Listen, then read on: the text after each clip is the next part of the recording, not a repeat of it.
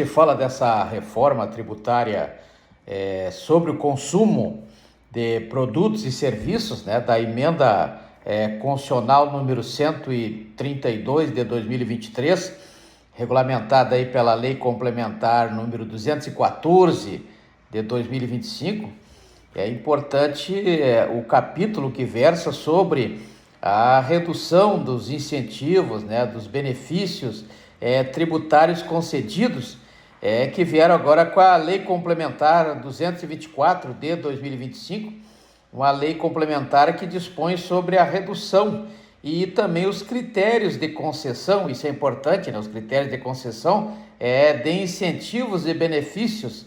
Então vejo que temos algumas vantagens aí apontadas nessa lei complementar 224 de 2025. A questão da isenção, né, da redução, isenção, redução, dedução também do CRE e a concessão de crédito, né?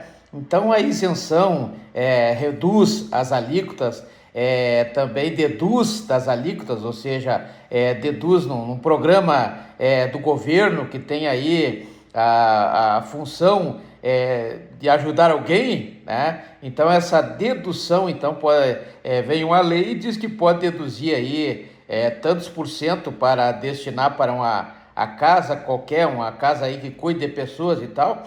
Então são formas de incentivos e benefícios, são vantagens, né, tributárias para incentivar as pessoas. Então nós temos lá a Lei Complementar 224 de 2025, que tratou exatamente disso, né, as formas, os critérios de isenções, de reduções de alíquota, de deduções, né, na questão das opções aí por ajudar as entidades de caridade e tal, e também o crédito, né? É importante isso, a concessão de crédito para facilitar um abatimento aí de um imposto futuro a pagar, né? Um futuro a pagar, de natureza tributária, né? Tributária pode ser financeira também, ou creditícia, né?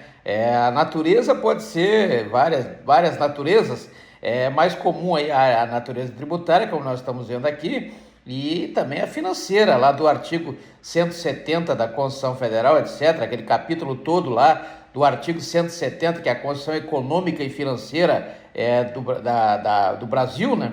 E temos aí também a creditícia, né? Que são aquelas vantagens concedidas pelo que prevê a Lei Complementar 224 de 2025, exclusivamente no âmbito da União, né? Porque a União agora vai centralizar toda a arrecadação, tanto de IBS, que é o Imposto sobre Bens e Serviços, lá do artigo 156A da Constituição Federal, assim como o artigo 195, inciso 5º, também traz a CBS, né?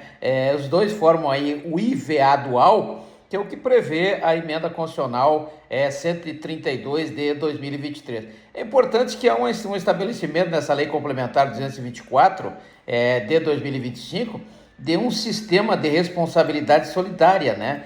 Como prevê lá o artigo 167 da Lei 10.406 de 2002, ou seja, a responsabilidade de todos igualmente, né?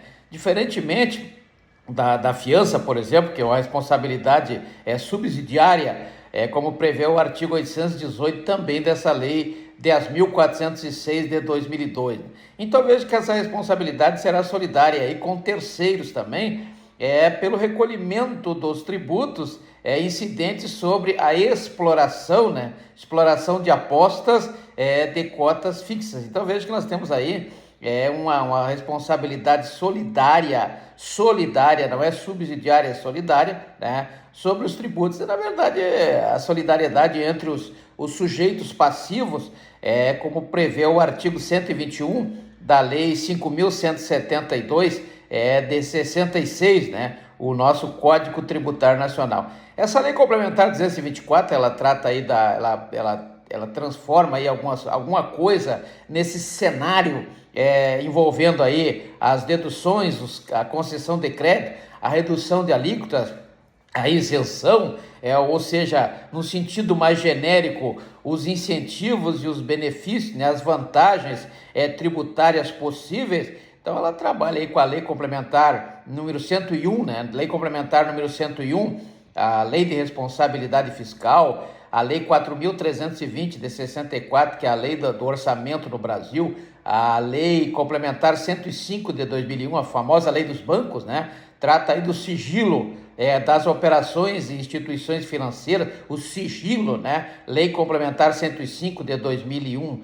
Temos a Lei Complementar 215 também, de 2025. Agora essa lei, ela traz a extensão do prazo para liquidação de restos a pagar, né? Não procedentes, ou seja, não previstos lá na lei, a lei 14.791 de 2023, no artigo 172, né? Artigo 172 da lei 14.791 de 2023, que foi a lei de diretrizes orçamentárias de 2024, como prevê o artigo 165 da própria Constituição Federal. Temos outras leis aí também importantes para o entendimento dessas reduções, por exemplo, a Lei 7.689 de 88, essa lei sobre o lucro líquido, né? Então nós temos aí a contribuição sobre o lucro líquido da Lei 7.689 de 88, assim como temos a lei que também trouxe as alterações do imposto de renda da Lei 9.249 de 1995, né? Lei 9.249 de 95. Já falamos aqui sobre o artigo 10, né? O artigo 10, parágrafo 5º, inciso 1º, que traz ainda aí a isenção, que é o caso, para os dividendos, né? Isenção para os dividendos, né? O que caiu praticamente, com exceção desse parágrafo 5º, inciso 1º do artigo 10 da Lei 9249 de 95, o resto dos dividendos, se atingir pessoa física 5 mil mensais, 5 mil reais mensais, ou 50 mil anuais, né? Como prevê os artigos 3º-A e o 11A da Lei 9250 de 95, e também pessoa jurídica, né? Se atingir aí 50 mil reais por mês, como prevê o artigo 6º-A, e também, ou mais de 600 mil reais por ano, como prevê o artigo 16A da mesma Lei 9250 de 95, vai cair por terra aí essa questão dessa isenção, no caso dos chamados, a forma de aplicar no mercado, né? Então vai mudar essa forma aí, vai ter que prestar contas aí desses dividendos, ou seja, dividendos como prevê lá o vários artigos da Lei 6404 de 76, né? Lei 6404 de 76. Então temos também a lei, temos aqui a questão do lucro presumido, que é um enfoque dessa lei, como prevê o artigo 25 e também o artigo 26, né, da Lei 9.430 de 96, né. Temos a Lei 13.756 de 2018, que trata aí da questão do CEUSP, né, da questão da segurança pública, etc., que sai um dinheirinho de lá para a segurança pública, das loterias, né, sai o dinheiro das loterias, aí, das apostas, para a segurança pública, a Lei 13.756 de 2018. Temos a Lei 8.137 também, de 90. Antes disso, a Lei 4.729 de 65, que trata aí da sonegação fiscal, dos crimes contra a ordem tributária, etc., né? Lei 8.137 de 90.